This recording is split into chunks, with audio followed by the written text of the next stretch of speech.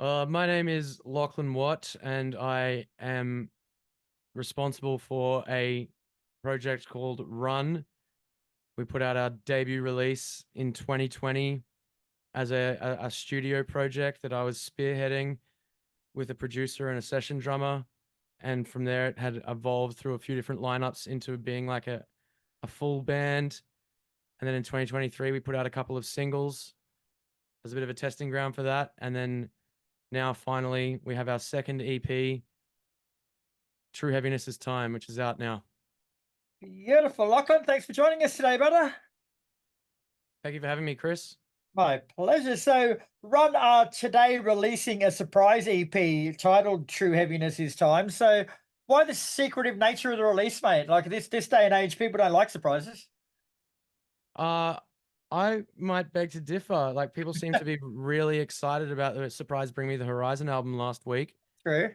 Um, and I work in this industry and see bands just doing the same thing over and over again in terms of having pre-orders and release rollouts and stuff. And I just thought that because I'm not beholden to anyone else or any record labels or anything with this, it's like, why not just do it a little bit differently?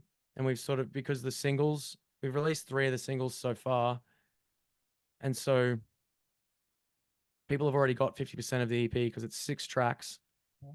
And if we were to announce the EP now and then have like, okay, it's coming out in a couple of months, it's like, I feel like that would be a little bit deflationary. Like you'd lose a bit of the excitement.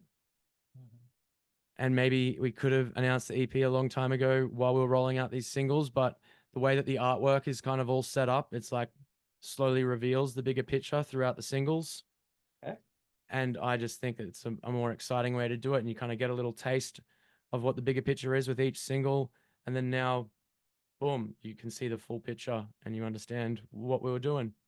Yeah, I get it completely, bro. I think it's a great idea. It's just people these days, you find it's just that they're more structured with the way they do things. But Yeah. I think it's a great idea to upset the apple cart a bit. Well done. Thanks, man. Oh, wow. So tell us a bit more about the EP from a musical point of view and what you were going for with it. Uh, the concept with Run has always kind of just been to be a collision or enmeshing of a few of my favorite subgenres of heavy music, like metalcore and deathcore, but like an old school kind of metalcore sound with like post metal and the post black metal sort of thing. Some of the major influences from of Run from the start have been like Death Heaven, Misery Signals, the Amity Affliction, Parkway Drive, Fit for an Autopsy, Converge, Rosetta, The Ocean, stuff like that. And I think that we've kind of created a sound that you can hear where everything's come from, but I think overall it's kind of unique. And then I don't really think there's any other band that's really doing this the same mix in the same way that we are. And I think on this new EP, it's a lot more focused. The songwriting is a bit more cleanly structured, and the metalcore sound element of it has come a little bit more to the forefront. I still think it sounds like exactly the same band, but the black metal side of things is perhaps a little bit less prominent, and there's a lot more breakdowns, which is fun and way more satisfying to play live. And it's just kind of happened because of who's in the band now. And like the guys wrote these songs, uh, come from more of a metalcore, hardcore background, as opposed to the producer who I did the first EP with, who was more of like an artistic sort of post metal, post hardcore guy. But yeah, as I said, I still think it sounds like the same band. It's just a lot more focused and a lot more moshy. Oh. Now, you've released the singles Summer, Spring, and Autumn so far, mate. So the names of them strongly suggest a common theme of seasons on the EP. Is that correct? Yes, so the EP is called True Heaviness Is Time, and it's if you look at the cover art, it's like an intergalactic sundial, and I just liked the idea of splitting that into the 4 seasons. because the concept, well, there's an overarching kind of theme on the record about time and how it comes for us all, and it's the most brutal sort of unifying element of existence. And I just thought the seasons kind of lent themselves to some really nice visuals and color schemes and stuff. And when we didn't actually write the songs with the specific seasons in mind, it was like, oh, we got a bunch of songs, time to kind of figure out the concept and put it all together. And I was kind of like, this song has the most blast beats and it's the most black metal, sounds the darkest. This obviously has to be winter. This song has kind of got like a bit of like the slow delayed kind of intro, and it's starting to get a bit darker. It feels like autumn to me. This song has the big melodic chorus. That's obviously summer. This one's an explosion of energy. It's spring. And then to flesh it out a bit more, we have the title track as the intro. And then we had an extra song laying around and thought we'd do one more with One Way Out as as like a big finale sort of closer. Right. Well, what we'll do, bro, is, right, the EP's only got 6 songs on it, like you say. So I want to go through each track individually, mate, and tell us a bit more about the song and what you're going for with it, and how it relates to the overall theme of the record. So it starts with True Heaviness Is Time. Yeah. So that's literally just like a title track and intro track. Like we started playing that song a couple of years ago just as like a live intro, and it never used to have lyrics. It was just like a song to get the crowd G'd up, and I'd sort of do like a kind of, hey, what's up? We are such and such thing over it. So there's no real concept or lyrics to it. I think there's like 2 lines of lyrics that aren't just the title itself. And that's that song. It's pretty simple. It's just an announcement. This is what the EP is. This is what it's about. Have some moshing riffs to get you psyched up for what's to come. Sweet. And Spring featuring Joel Birch is up next. Yeah, so that's just kind of like a bit of a mission statement song, I suppose. It's just about being alive and creation, and trying to kind of link this EP into having like a spacey kind of theme, because that's always been a thing with Run, is like the sci-fi kind of space vibes. And the there's a reference to like the Big Bang in the opening track, and that's basically just like, all right, life has begun, creation is here. And then we sort of resolve that in the final track with the opposite end of that. But I think I'll have to think. Hang on, give me a sec. I don't know if there's any specific event or anything that inspired that song, but it is just kind of a lyrical waxing on being alive and how it's not always easy perhaps, but it's still a beautiful thing. Yes, right. Then you've got Summer. Yes. Summer is it's like, I'd say, when I said it's bright kind of musically, but lyric incredibly sad and were inspired by really dark subject matter. I had rewritten the lyrics to Summer and scrapped them several times over because I just wasn't really sure what the song was about, and I wasn't happy with anything. And then when Ryan from Polaris passed away, it kind of, something clicked and I understood what the song was about at that point. And getting John Floreani on the song to sing as well was really cool, because I kind of ripped off some of his lyrics from the last Trophy Eyes record with the chorus, like, because I think he's got a line on one of their songs that says like, if you go now, you only pass on your pain, stay here. And what I wrote was like, you took your pain, you passed it on to others, and then a bit of a double meaning thing saying, I took your art to recreate it as my own.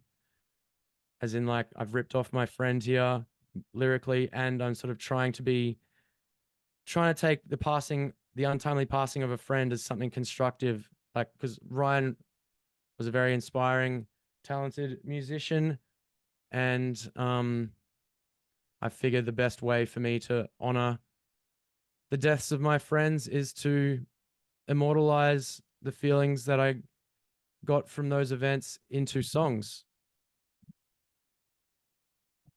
Sure. And Autumn is up next, and that's interesting in the fact that it's the only one out of the seasons that hasn't got a guest artist. Is there a reason for that? I tried to get a guest vocalist on it, and the one that I was going for couldn't do it. And so eventually I just was kind of like, well, if I can't get the big gun, then I will just do this one myself. So it's like I just thought 50-50 guest vocals, not guest vocals in terms of the tracks. But Autumn is another suicide inspired song. I wrote the lyrics to that song after returning home from Sean Kennedy's funeral in 2022, I believe it was. Sean from I Killed the Prom Queen. And obviously, I Killed the Prom Queen has been a gigantic influence on my life. One of the reasons I'm playing this kind of music today, and I was incredibly gutted by Sean's passing, and I wanted to put those feelings into a song. And I suppose in a way, Summer is also about him as well, in terms of taking their art, taking the art of my friends and sort of reinventing it in my own vision to keep their memories alive.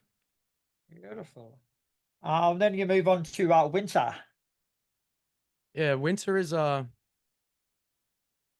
song that I wrote for my wife. Basically about our insane connection that we've felt since the moment we met each other, and just how passionate and volatile our relationship has and can be. And that it's kind of a song about how love perhaps isn't always easy and can involve a lot of just as much pain as it can joy, but how we work through it and grow together. Yeah, nice. And you touched on the final track before, One Way Out. You said it was just a banger to close the album. Yeah, so One Way Out is kind of not really about anything specific. It's more just like a philosophical song that probably ties more into the title track than anything else. Just about the nature of existence and some of my thoughts on that, and then it kind of ties it all up about with this idea of everybody and the whole universe eventually kind of sucking back in on itself, and all light going into a black hole, and how it's all like a great mystery. But contrasting Spring to One Way Out, it was like, here's the explosion and the Big Bang, and then One Way Out is like, here's the black hole, the end of, I suppose it might be a double meaning, the end of life when your time's up, and the end of the universe itself. Very deep. Now, you've also got a limited vinyl run, which also features your 2020 debut EP, Where You Will Never Find Peace Within Your Quiet, as the B-side. So tell us a bit about that. Yeah, so If You'll Never Find Peace never really like got like a vinyl, a physical, like it had like an art print set, but we never did a physical vinyl or a CD or anything. And so because both EPs can fit on one side of a 12-inch each, it just seemed like a waste to do a single-sided 12-inch, or to like try and squash it down into a double-sided 7 or something. It was just like, people have been asking for that release on vinyl since the start, or since it came out, and it just seemed like the most efficient way to wrap it all up. And visually, both EPs are very strongly tied together. The cover art for the first EP, it starts off as the little tree and then goes up through the landscape until you get to outer space.